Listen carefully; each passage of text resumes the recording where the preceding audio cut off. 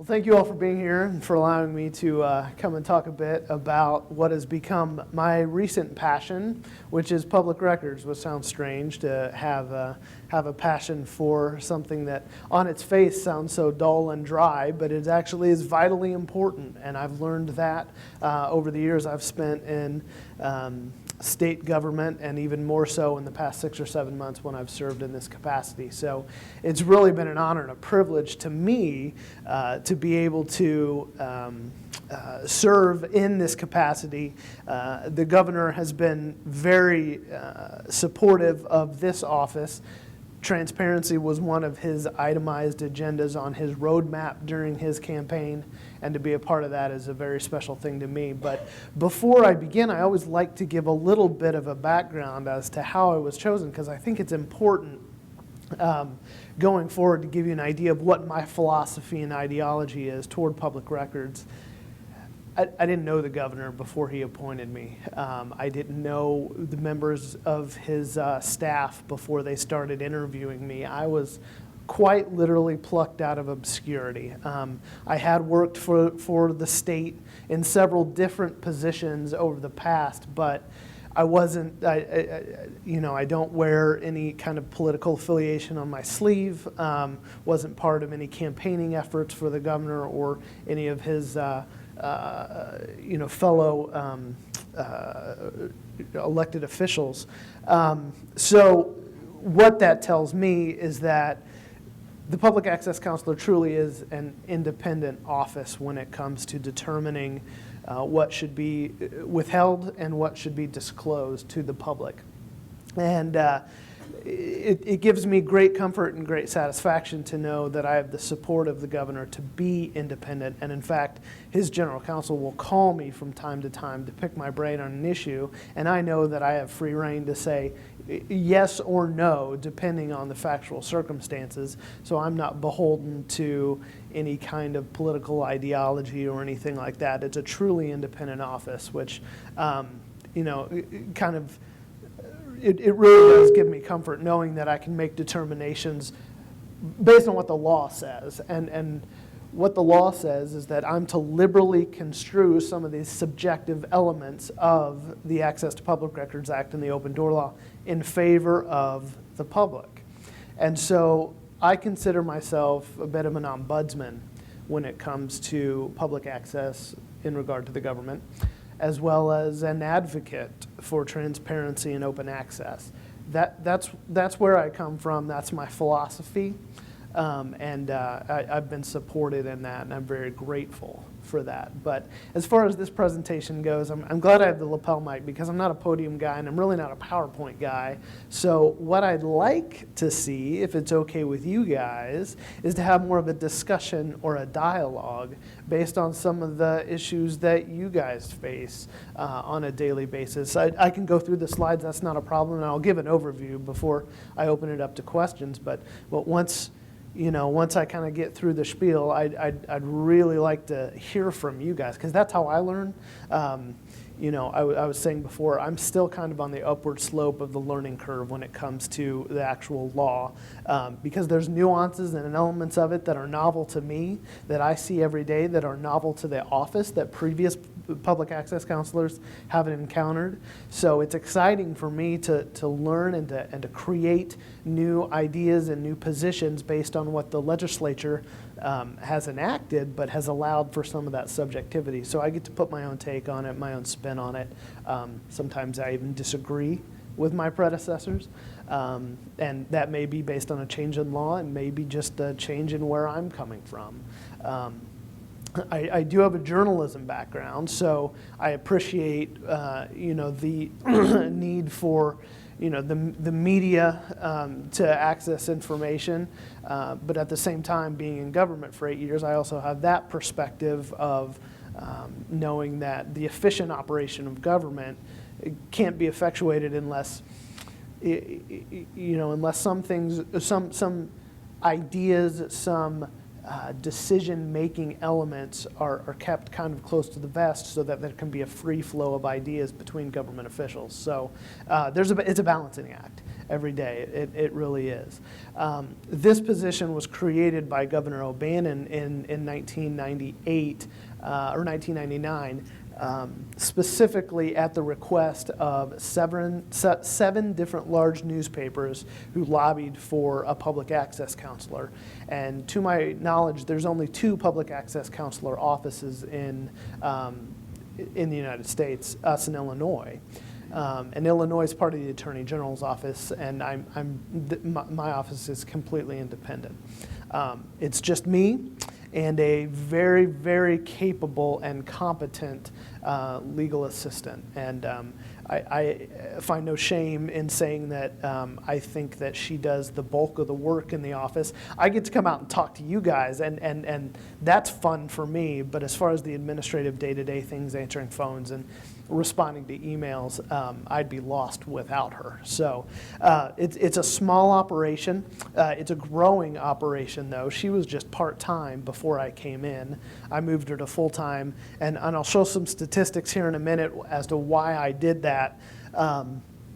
But yeah, the General Assembly enacted the legislation approving the Office of the Public Access Counselor in 1999. But before that, there were open access laws.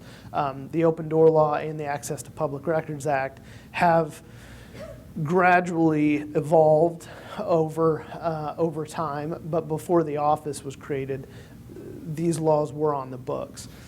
Now, it's a bit of alphabet soup, and I'll go over some acronyms here, but when I refer to the Access to Public Records Act, I call it the APRA for short.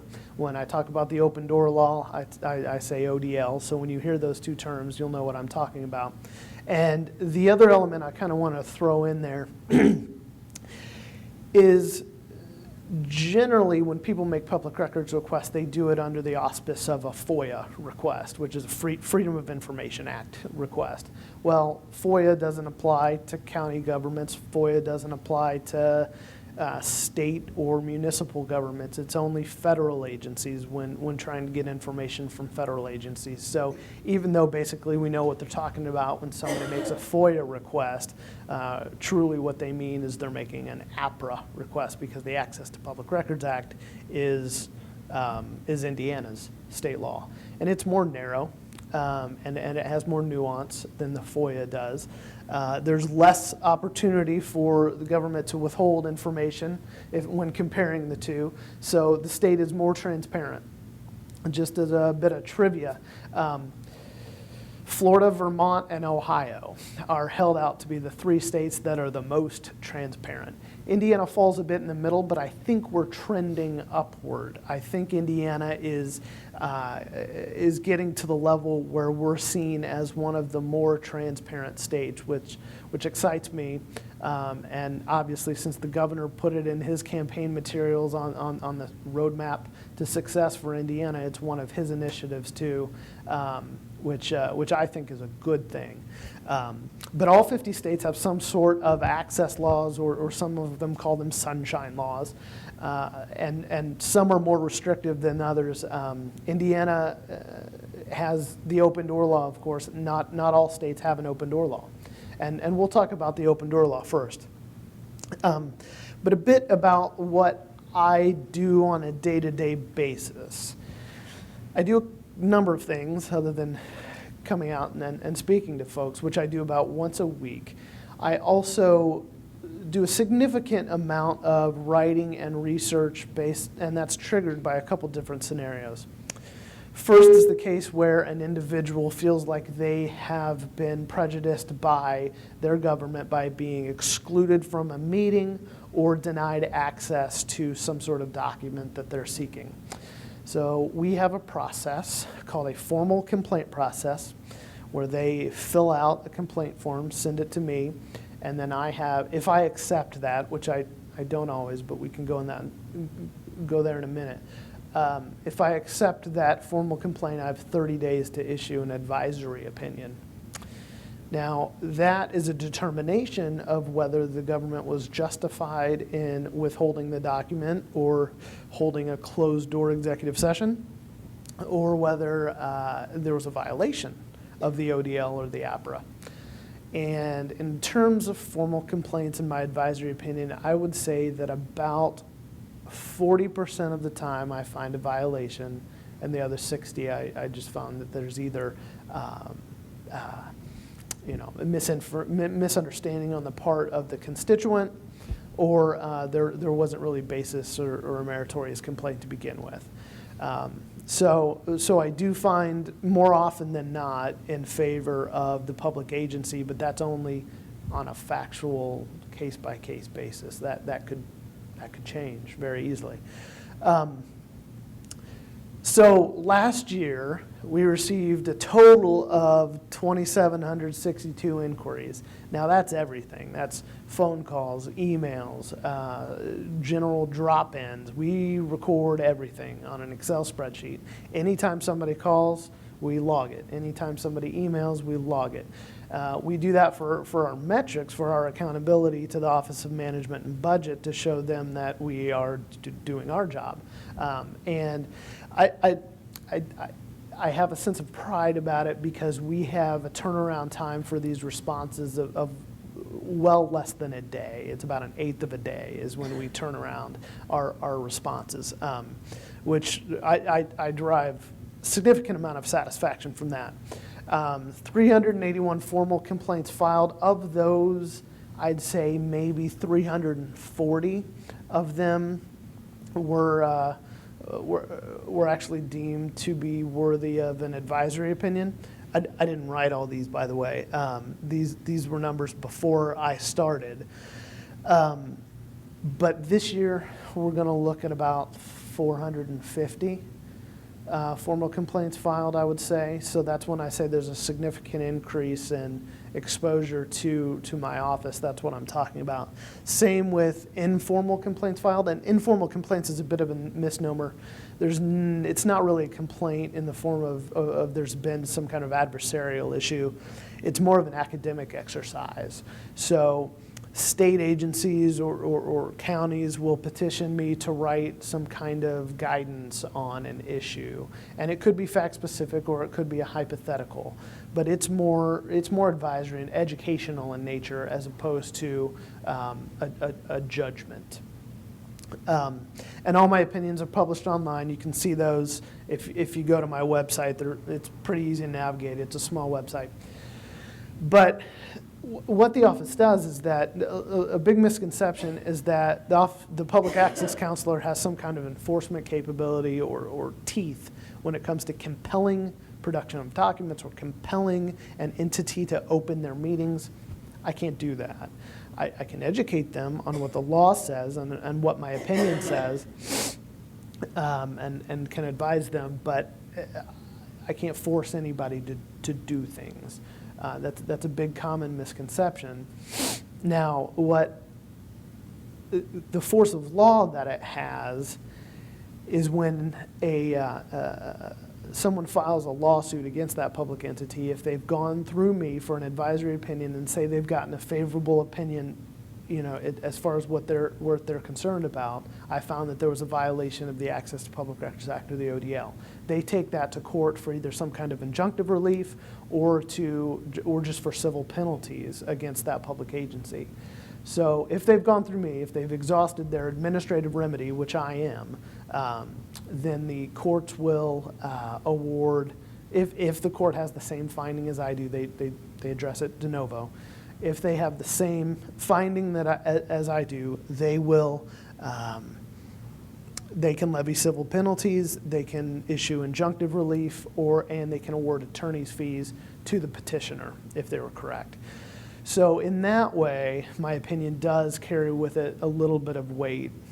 And as far as any kind of persuasive authority it has on the court de novo, their case law out there has established that they give my opinions a little higher weight than it would like an administrative law judge or something like that, which I find that's fine, but considering my position, I've only been in the position for 6 or 7 months, to be called a subject expert, a subject matter expert, that's probably a little premature, but a court would find that way. So they give deference to the position as a whole. So that's kind of how the office works. And both the open door law and the APRA have a preamble, and it's similar to this as the open door law preamble, but it's the basic philosophy of openness and transparency and access, and that was very important to the General Assembly when enacting these laws, that they included kind of constitutional language like this, that it's the rights of the people to be informed, things like that. And in the APRA it says that I'm to liberally construe these laws in favor of openness and access and the public. So let's get into the nuts and bolts, and this is the point where if you guys have a question, interrupt me, get my attention, throw something at me, let me know that you want to talk about a specific issue, and we can go off on any tangent you'd like. I'll talk about any issues that I've addressed in the past. If you're familiar with any of my opinions, talk about something currently. The only thing I'd hesitate to talk about is if there's any pending complaint out of one of your counties. But anyway, so to start, a good place to start with the open door law is notice. And what is notice? It's pretty specific. 48 hours before the meeting, you put a notice on the place where you're having the meeting, that the date and the time of the meeting and the location. Now, there are a couple nuances to that. I'll just begin with an example. So the law says it's to be placed or located in the place where the meeting is to be held. Well, what does that mean? I've gotten complaints that it was on the wall instead of the door jamb, or instead of the door itself. I've actually gotten complaints about that. One jurisdiction had a fire department where they held all their city and municipal meetings, and they had a LCD, a flashing display out in front, and that's where they put all their notices. So any of those are fine. The law isn't so specific that says it has to be on an 8.5 by 11 piece of paper, laminated, posted on a sandwich board or anything like that. As long as it's conspicuous, as long as it gives people the information they need for an upcoming meeting, that's good enough. There's also some circumstances where it has to be posted in the newspaper, and that would be if that agency has enacted or promulgated some kind of rule or ordinance that obligates themselves to do that, they have to do it in that case. Also, if the media requests that it be that an ad be placed in their newspaper, that they be given notice so that they can publish that, then the law says that the agency is obligated to provide notice to the newspaper and publish it in the newspaper that way. So one exception that may touch what you guys do is for county executives, board of commissioners of each county. If they want to hold some kind of what the law calls special meetings, and that's for a matter of local governance. But if a special meeting is to be held, then it has to be noticed 6 days in advance, and that's more of an irregular circumstance where something of public interest would be discussed that isn't on the normal, every third Wednesday of each month type meeting. So, public notice. This meets all the requirements. It can be as simple as that. Has all the relevant information. If I'm John Q. Public, I look at this notice and I know exactly where it is, where I need to go if I'm interested in showing up, and that's a perfect example of that. Doesn't have to be any more or any less. Whoops, I skipped ahead there. Must have hit the wrong button. This is why I don't like PowerPoint, because I'm a little technologically challenged. Okay, so talked a little bit about open meetings. Let's talk about executive sessions. Executive sessions are those very, very specific instances where an agency can have a closed-door meeting. This generates a fair amount of complaints. There are 13 or 14 different enumerated instances in the Indiana Code that state when a public agency can have an executive session behind closed doors. And when I say specific, I mean specific. There's no general catch-all, to discuss administrative issues or discuss operational issues or anything like that. Executive sessions are for those enumerated instances. I'll give you some examples in a minute, but the important thing with an executive session is that there's a difference between what's considered an official action of a public agency and what's considered a final action of a public agency.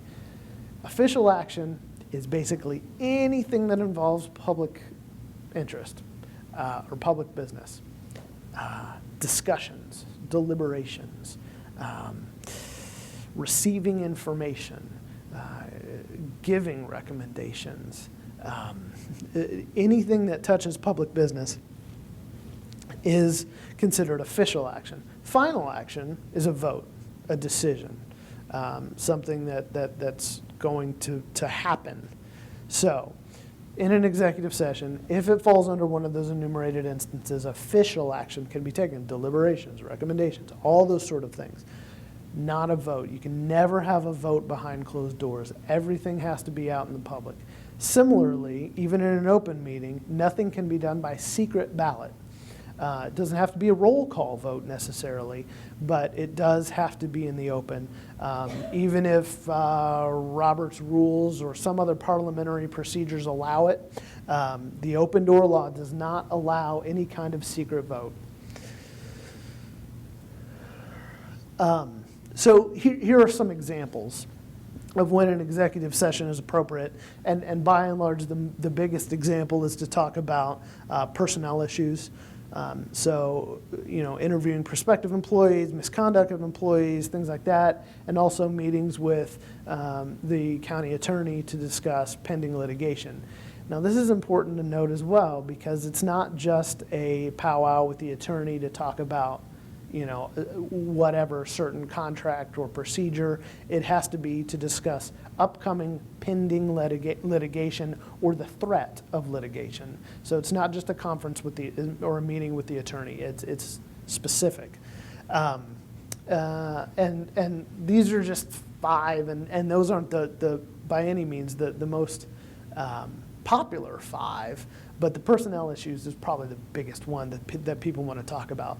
What happens is that this is the danger of having an executive closed-door session, is that meetings get off topic, executive sessions get off topic.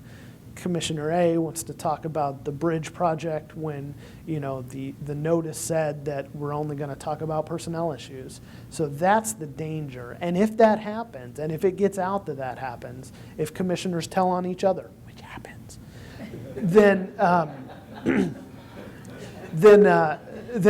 find a violation of it because they went off topic and the public wasn't aware that that's what they were talking about behind closed doors. It's all about giving the public an opportunity to know, not to take a peek behind the curtain of the decision-making process, but to know what they're talking about.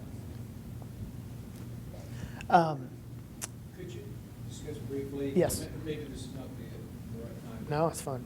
It's always the right time. Workshops and conferences. Sure. Workshops, no such thing. A lot of agencies will call them retreats or something off-site where they can get together and talk about business, things like that.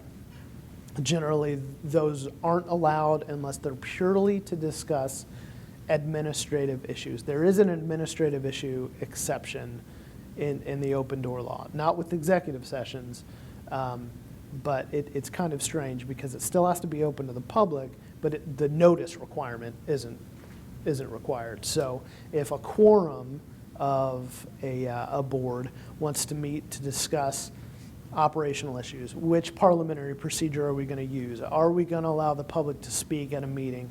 Are we anything that wouldn't affect public business? can be discussed, and it's not considered a meeting as intended by executive session. So workshops, anything that isn't really administrative or operational in nature, that all has to be held in the open.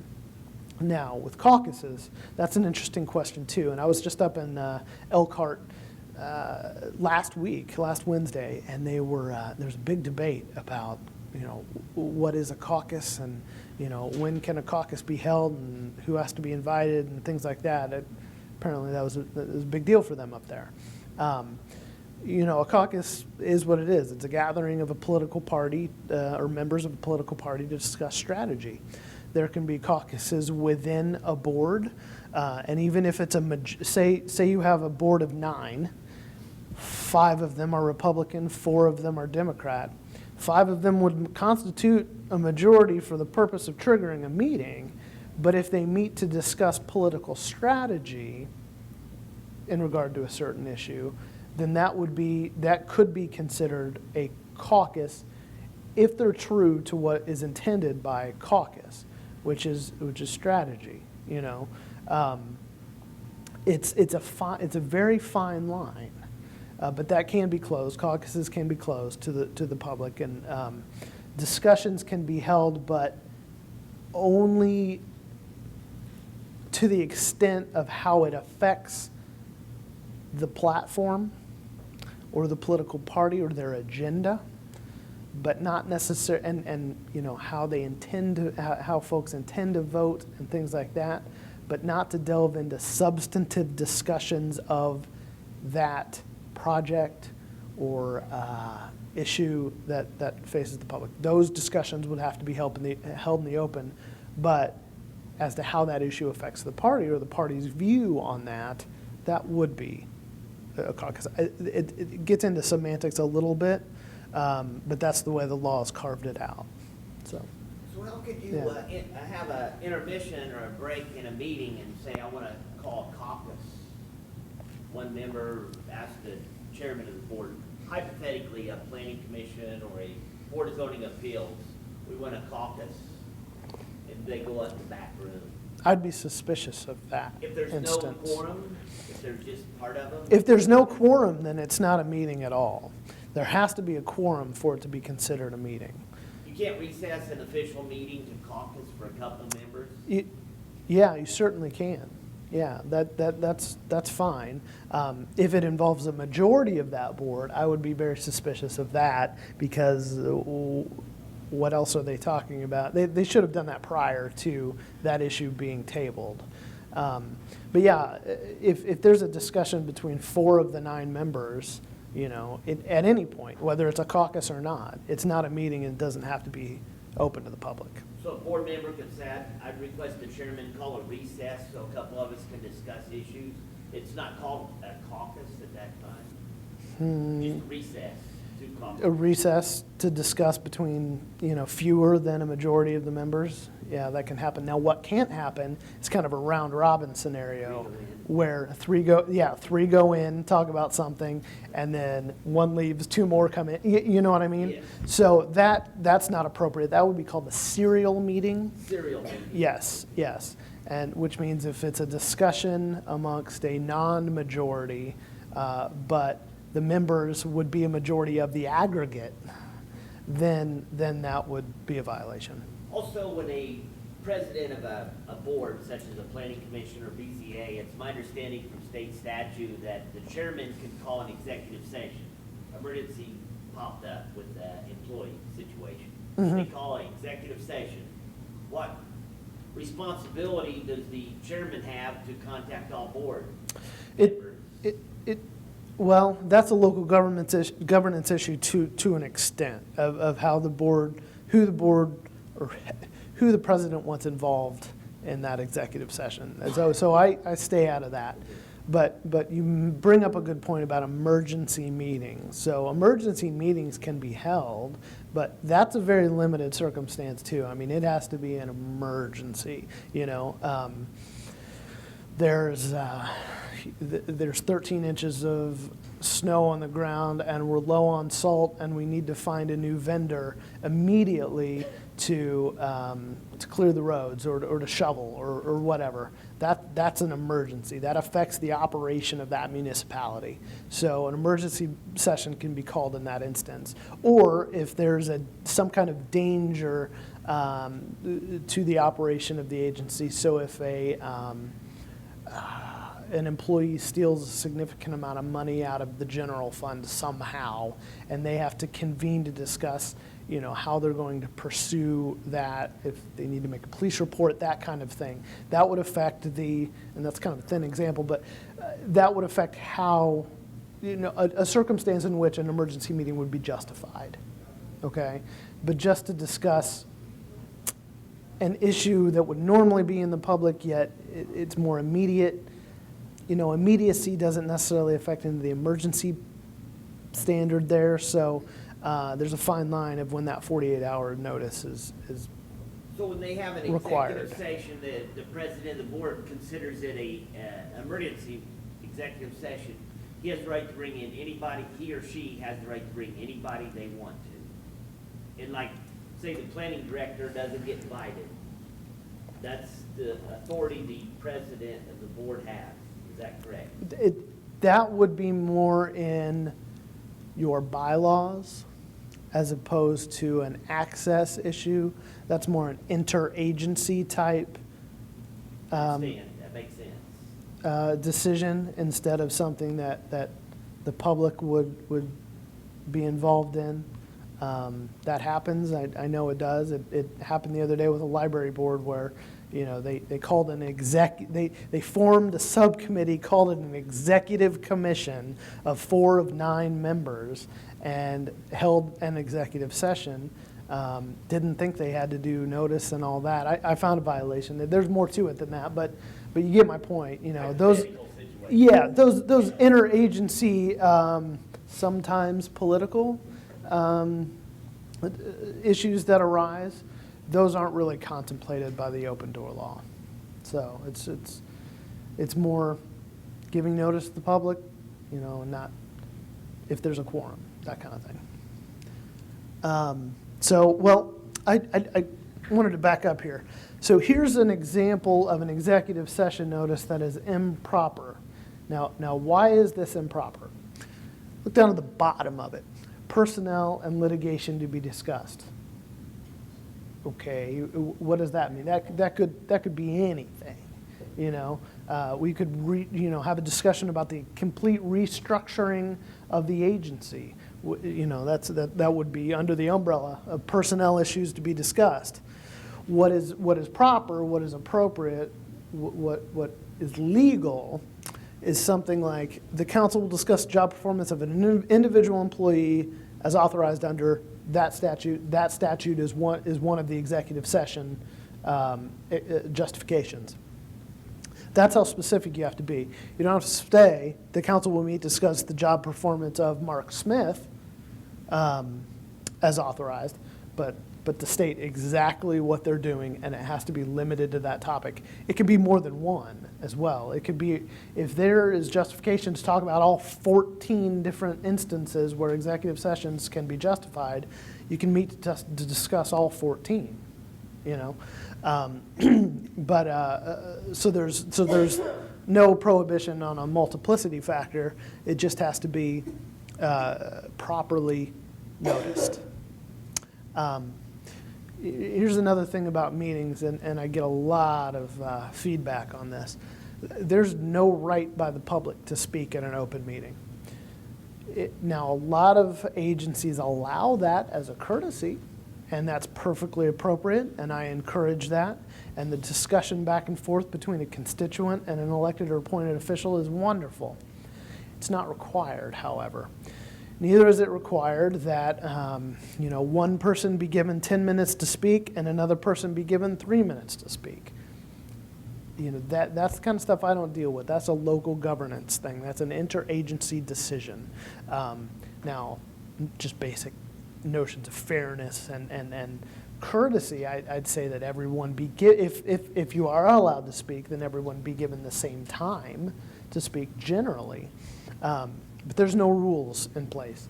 Unless it's in your bylaws or local ordinance, then that would be different. Then the public would have the right to speak under those statutes, or those codes.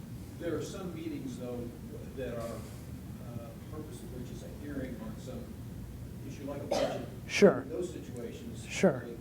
there is a right to speak. Most likely, there would be some kind of administrative rule that would provide for that, the structure of that kind of hearing, as opposed to a general open meeting. So yeah, the more specific the actual hearing, the more likely it is that there will be rules governing that.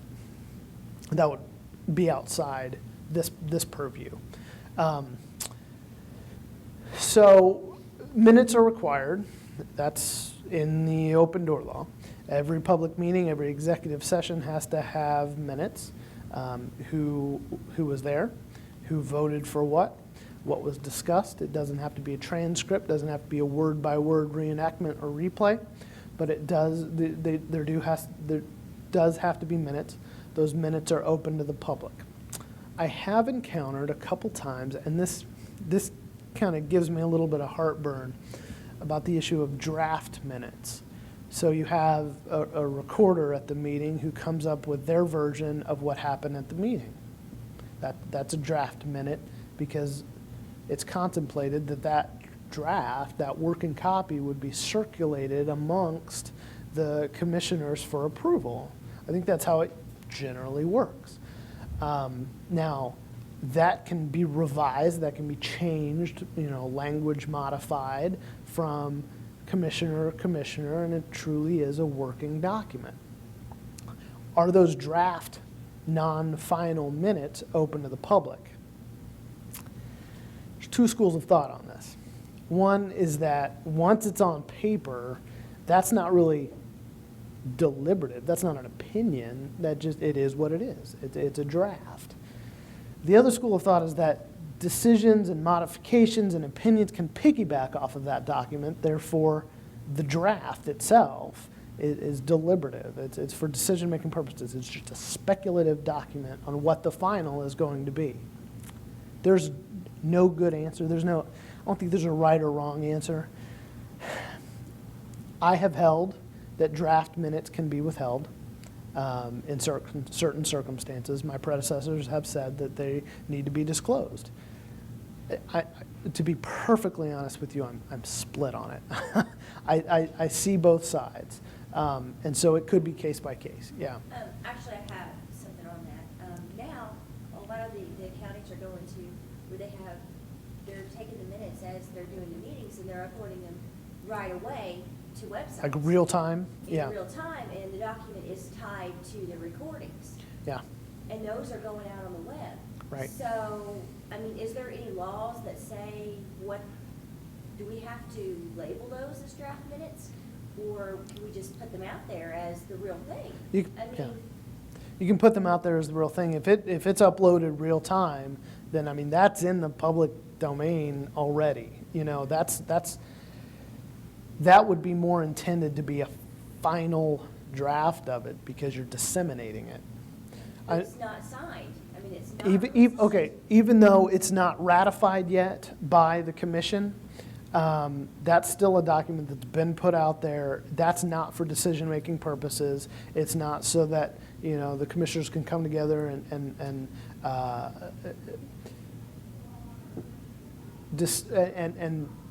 make an opinion on what actually happened at the meeting. That's out there. That's a little different than what I'm talking about. I'm talking about those scribed minutes, jotted down, typed down as it goes. A document is generated and then it's passed around to see, is this a true reflection of what actually happened? Yes, no, maybe. Is this what we want, to publish as to the public as a public document? Yes, no, maybe, that kind of thing. Brings about another question. Uh-huh. If the Secretary, whoever's in charge of preparing the minutes, is recording the meeting for purposes only of being able to prepare accurate minutes, Right. are those recordings accessible to the public? if it's being recorded, that recording is an actual reflection of what happened at the meeting. There's no speculation, there's no deliberation, there's no opinion-based material in that document. That is what it is. And so yes, that is a public record that has to be disclosed. It don't, Even though it's only for purposes of. right, of transcription. Yes. Yeah, yes. yeah.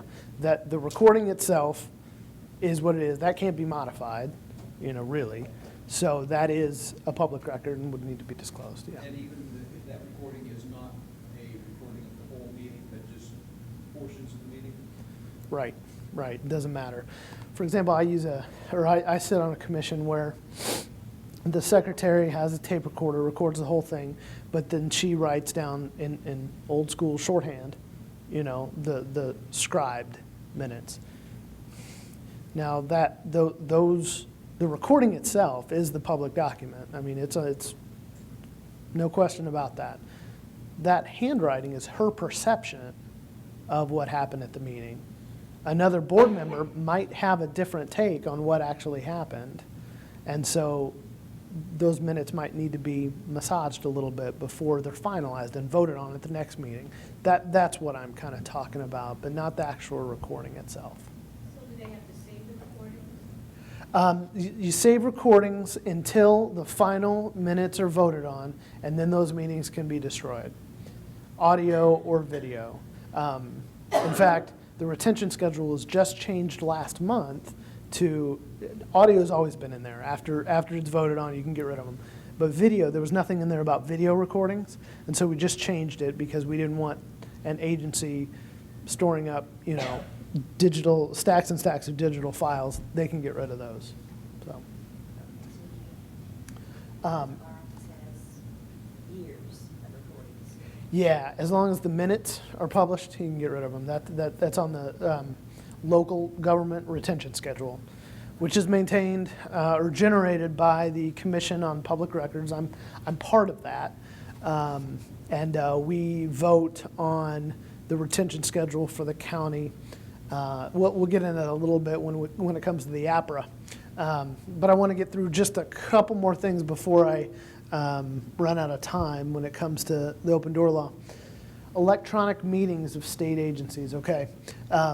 Different than electronic meetings of county boards or agencies.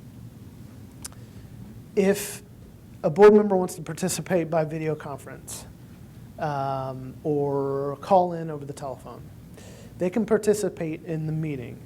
They cannot be recognized as being present in the minutes, and they cannot take a vote if a vote is taken. State agencies are different. They can be counted as a presence, and they can be and their vote can be heard if it's a roll call vote. So the justification is behind state agencies have commissions and boards that are scattered from Evansville to Angola, Gary to Madison. So it's practical for them to participate either telephonically or these days video conference. Access to Public Records Act. So this is the part of the discussion where we talk about what documents are public records, what can be released, what can be withheld, how you go about doing that. David and Cindy mentioned a little bit in their discussion about the timelines. And so there's two different timelines when it comes to the, well, there's more than two, but there's two finite timelines. If a request is made in person or over the telephone, the agency is obligated to acknowledge that request, preferably in writing, acknowledge that request within 24 hours. So I call up, Marion County, Indianapolis Metro Police Department, and I say, I want a copy of this law enforcement record from 2006. They don't have to produce that within 24 hours. They just have to issue some kind of response that say, we received it, we're working on it. That satisfies the obligation. If it's in writing, if I write to IMPD on their public records form, which they have, and I submit it, they have 7 days to acknowledge that request. So those are the two finite timelines, and they only apply to acknowledgement of the receipt of the records.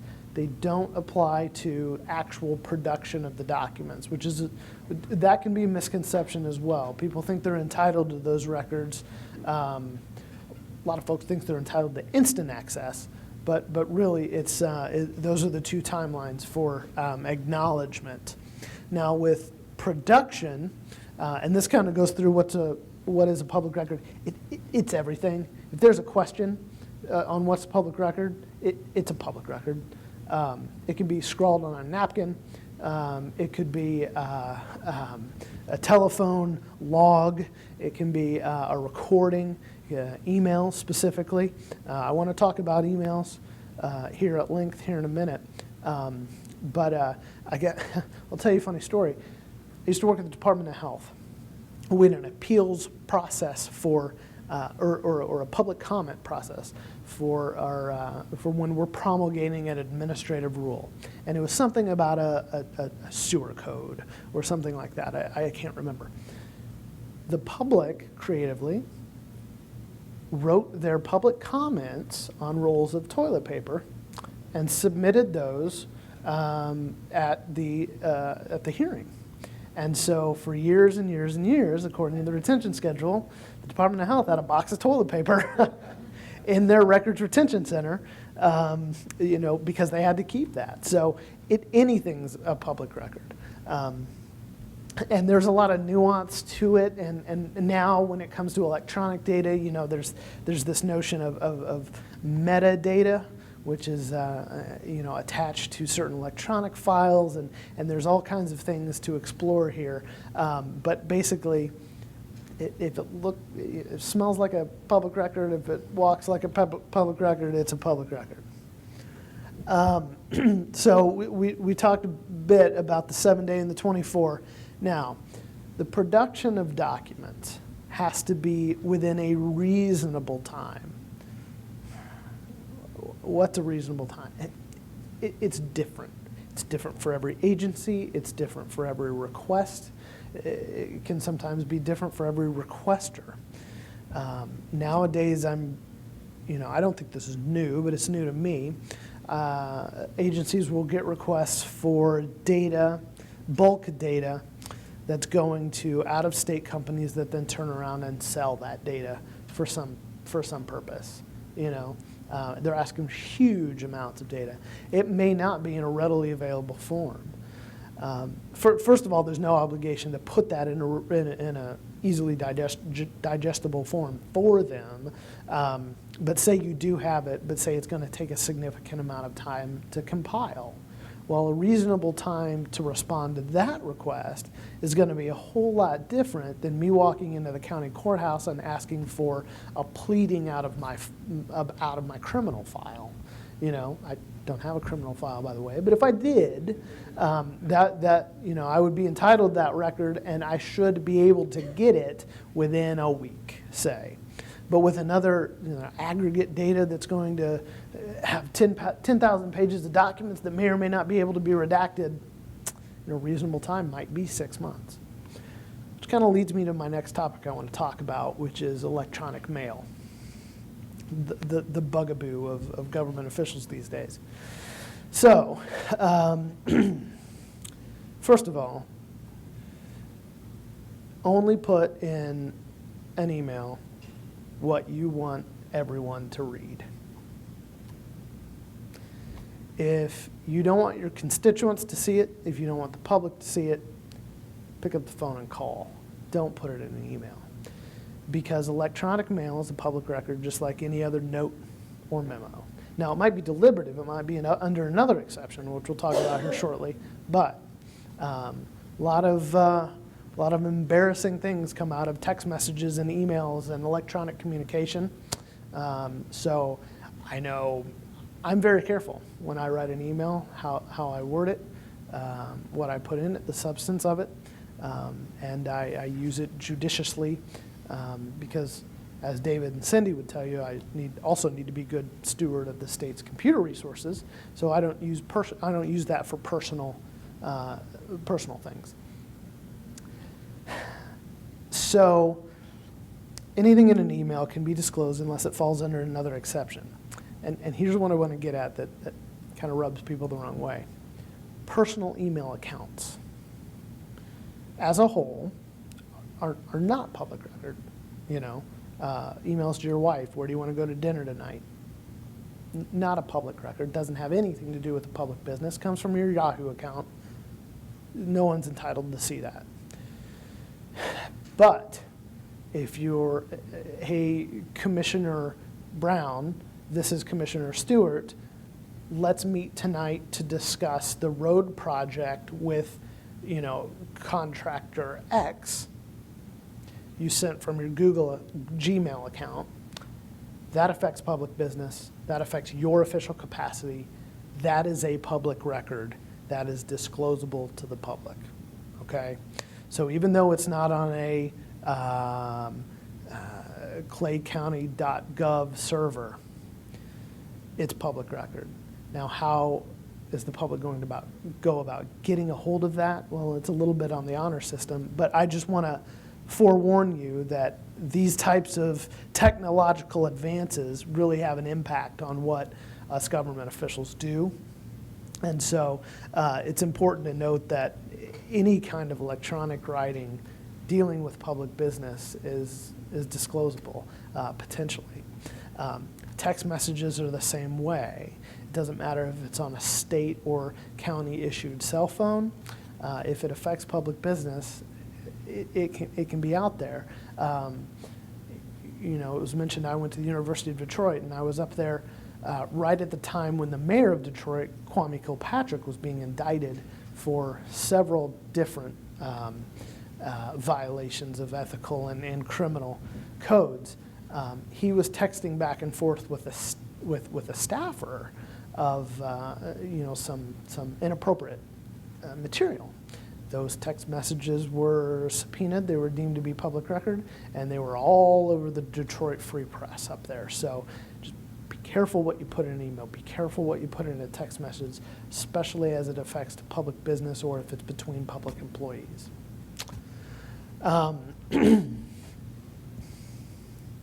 So, talked about reasonable amount of time. A good important thing to note is, say you get a voluminous records request. It's specific enough where you know what the documents are, but it's a big one. It has 10,000 pages of documents, and it's going to take a significant amount of time to produce. Cindy made a good point when she said that constant communication between the requester and the agency goes a heck of a long way. What goes even further is to kind of dribble out that information as it becomes available. So you have you have 10 stacks of paper. All of them you're trying to decide are disclosable. Some of them need redaction. You start with the first stack. You redact what needs to be redacted. They're ready to go in a package. You hand that out. Say, here's the first part of your public records request. Instead of waiting, all the time it takes to go through that, and then delivering it in bulk. I think it's a better policy decision to give them piece by piece, so that A, they know that you're still on it and you're still producing the records, and B, it tends to invite less complaints to me. So, which is a good thing for everybody. So that's the best way to go about doing that. These days, that is with emails, and we'll talk about reasonable particularity here in a second, but say you have a stack of 9,500 different email documents. That's not uncommon now, and it's not going to be uncommon in the future. So there are 3 different types of public records. The first is that it has to be disclosed regardless. You don't have any exception for it. You have to give it minutes of meetings, unequivocally, budgets, final contracts. All that is available to the public for inspection and copying. Some are confidential, things like HIPAA covered information, personal health information, FERPA, which is educational records, from schools and things like that. Schools are public agencies, but they hold a lot of confidential data.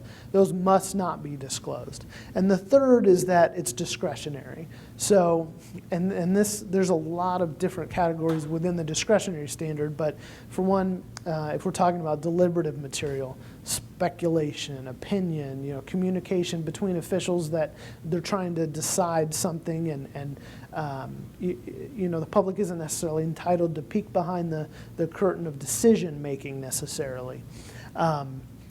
That may or may not be released. My rule of thumb is that if it's not going to impede a project, if it's not going to impede an investigation, if it's not going to harm an agency by the release of it, even if it's discretionary, go ahead and disclose it. It's not going to hurt anybody. There's no point in withholding something just because you can. But if there's any question as to whether, is the release of this going to get me in trouble because it may possibly be HIPAA covered, well, then that's the point to say no. It should be withheld. But then be comforted that if you do, and if it's done in good faith, then there's no criminal ramifications for that. If it's done maliciously or intentionally or in bad faith to embarrass someone or something like that, then yeah, there's some liability for that, but not if it's done in good faith. And that's a subjective element, I know, but it's a good thing to know. So, what I want to talk about next, and I don't know that slide really talks about it all that much, kind of skip ahead, but I've kind of gotten ahead of myself when it comes to slides. But I wanted to talk about reasonable particularity and what that means. So when a requester comes in and asks for, I want all communications between all city employees from 1970 to present. There's no way you can figure that out. You don't know what they mean by that. Communications in regard to what? In regard to the road project? In regard to the sewage project? What is that? So you can deny based on lack of reasonable particularity. Particularity meaning specificity. Now, a good rule of thumb is to narrow that down. Ask them to narrow that down. Work with them instead of a flat denial. But sometimes, that's not practical. Sometimes, I'll take the city of Indianapolis, for example. They're inundated with public records requests all the time. They have a backlog of 50 or 60 different requests. They don't have the personnel to keep up on these. So they have to make those flat denials. And while it's not the best policy in the world, it's a necessity for what they do, because another portion of the APRA, which isn't spoken about a lot, but which I'll mention because I think it warrants consideration, is operations of a government can't grind to a halt just because of public records requests. They have to carry out the essential functions and duties and operations of their office. That's what they're elected to do. That's what they're appointed to do. That's what they're hired to do. So even in a case of a great big public records request that meets reasonable particularity but is still voluminous,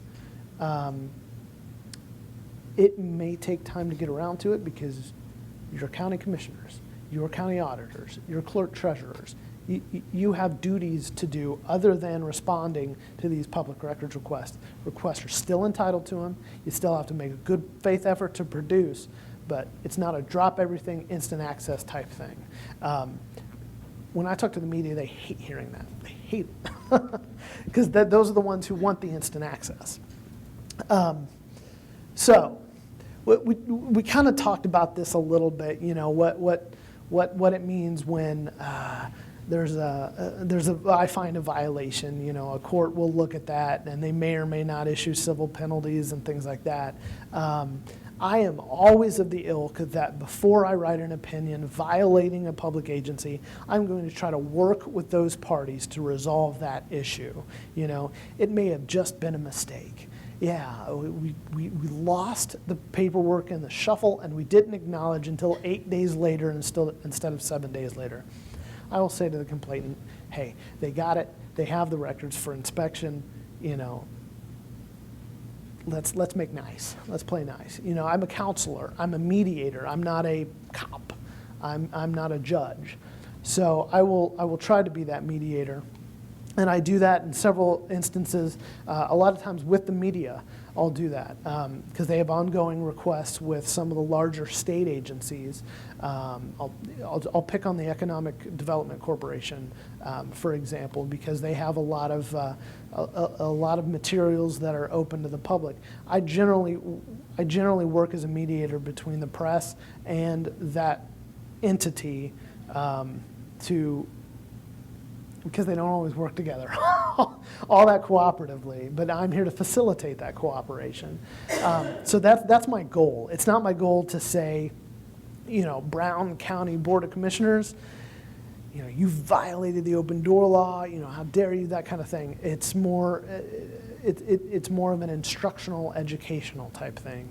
A little different than the Ethics Commission. There's more gravity when it comes to ethics violations as opposed to public records violations that weren't in bad faith. Now, if I suspect that there's a bad faith actor out there, and that happens, I'd say of the complaints I get, 5%, 3% is a public official who is a bad actor, who's doing something they shouldn't do.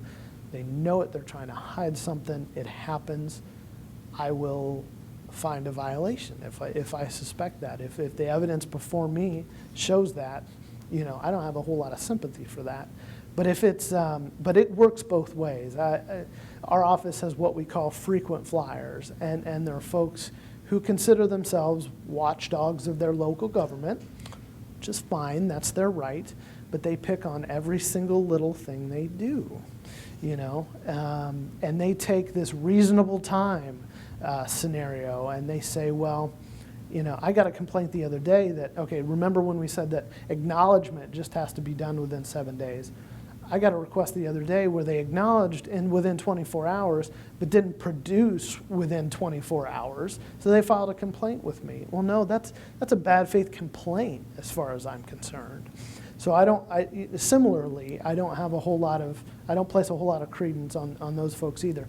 Now, a lot of these watchdogs have excellent arguments, and they're you know, they point out discrepancies between what the public agency is doing and what the law says, and yeah, there's some merit to a lot of those complaints, and I will give credence to those meritorious arguments. You know, I don't, just because I've seen the same name pop up on my phone 15 times over the past week, that doesn't mean that they don't know what they're talking about and that their public agency hasn't done anything wrong, because they might have. So, but yeah, it's a balancing act. There's some subjectivity to it. I try to be as even-handed as I can, and then, yeah, liberally construing it in favor of the complainant. But I say I'm pro-transparency, but I'm also pro-government. And I know the important place the government has and how they have to carry out their duties and their responsibilities for the public. And public records requests can't necessarily be an impediment to that. So there's a bit of a balancing act. Does anybody have any other questions at this point? Because I can go on and on about specifics, but that's kind of an overview of these two things and how they work. Yeah. I have a question. To what extent can an agency rely upon someone else opening the documents or the information being requested? It's a good question. A lot of agencies use third-party vendors for data repositories or warehousing of records, things like that, to archive those things, local, even a local storage place, something, anything. The responsibility is always on the public agency, and it's not on the vendor. So the public agency needs to have some kind of contract or agreement in place with that vendor that says that they know and are aware of the Access to Public Records Act, and that there's some mechanism there for them to produce the records to the agency, so then the agency can then pass that on to the public. One component of that is costs can't be passed on to the customer. So enter into a contract with a vendor that charges 10 cents per page for storage, for example. The public agency can't upcharge that for retrieving the document. They get that 10 cents per page and then tack on another 10 cents and pass that on to the public. The fee schedule set by the Access to Public Records Act, which I didn't mention, which I should have, 10 cents per page, per copy. That's the max for the majority of public agencies, 25 cents per color copy. So you can't build in that cost for a vendor, but before even contracting with a vendor for data warehousing or however, the vendor should be aware of the agency's responsibilities as well. So now, that being said, there are instances where an agency may, within that reasonable time frame, it may take a little longer for them to track down those records because they're stored somewhere else. And so, the constituent needs to know that, yeah, it might take a little bit because we go through this vendor. Well, the agency should tell them that, make them aware of that, and say, hey, this isn't your ordinary request. We can go back in the file room and pull it out for you. This may take a little more time to track down, so be a little patient in this case. So that's kind of how that works. We have a situation where we're trying to get information regarding the sheriff's retirement plan. Mhm. Of course, there's a third-party administrator. Right. And it took a long while to get the information regarding what was happening with the investments and so forth. Yeah, and that happens. Even the state, we don't use a vendor, but we ship everything to an offsite warehouse, which is pretty cool. It's kind of like the end of the Raiders of the Lost Ark movie, where you walk in and there's boxes and boxes of stuff. But that's way up on 30th Street, and if I have to go track down some of my old opinions, and they're not online, that's where I have to go. 2 weeks is what. Yep. And it takes about that long. So fees are a funny thing. I'll mention, if I have time, I'll mention House Bill 1306, which is it's been passed by both houses and now back to the House because it was amended a bit in the Senate. It's likely to pass, although it's not on the schedule yet. It probably will pass. It allows public agencies to charge search time above and beyond 2 hours. So if there's a public records request that will take 10 hours to search for that, 8 of those hours can be charged back toward the requester or to the requester on a up to $20 an hour basis. So 160 hours for 8 hours. Does it appear like we might have to have the county pass a local ordinance to adopt that for the rate, the highest employee in office, the hourly rate? That'd be done through the state. No, it wouldn't even be done through the state. The state just sets the cap. The maximum. So The current state law would say the highest hourly rate of that office. as the bill is written now, right now there's no search fee whatsoever. So you can only charge for the copies. But based on the trends toward voluminous records requests, both the associations of city and towns, I assume the Association of Counties, they're behind this for sure. But curiously, The Press Association is as well, who's kind of the biggest transparency advocate lobby. They're for it as well, so they kind of recognize what the trend is too. I don't know what the motivation is behind there. I talk to their executive director all the time, but not about lobbying issues, but we had this discussion and they're behind it. So there's some exceptions in the fee schedule. Recorders, for example, county recorders.